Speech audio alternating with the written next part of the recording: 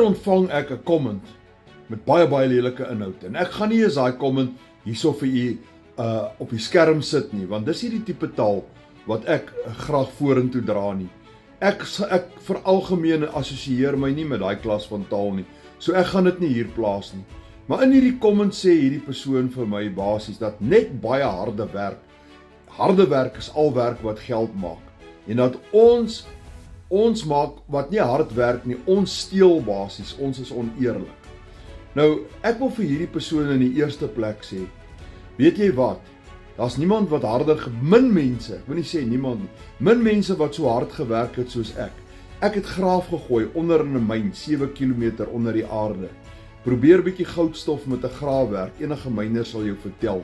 Ek het 'n lorry, meer as een keer afgelaai, 750 sakkies sement, op publieke vakansie daar, net ek en die persoon saam met my op die lorry.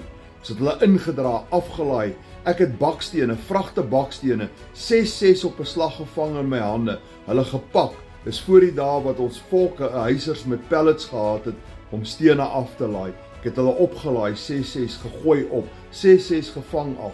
Ek ken harde werk, ek is nie bang vir harde werk nie. Terwyl jong mense vandag 'n gap year vat, het ek 'n grensjaar gehad, waarin ek gestuur was om mense dood te maak onder die slegste omstandighede. So ja, ek ken baie harde werk.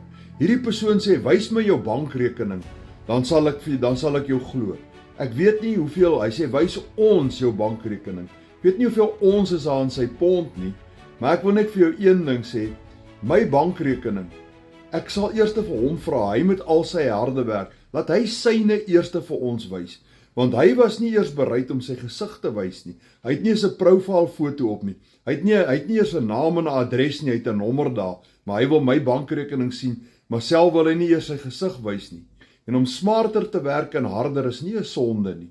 So as jy wil weet hoe werk ek, smarter maar not harder, sit vir my, wys my in die comments, en ek wys jou hoe jy met jou selfoon net 2 ure 'n dag en wifi enigiets tussen R1.800 en R16.000 per dag kan verdien.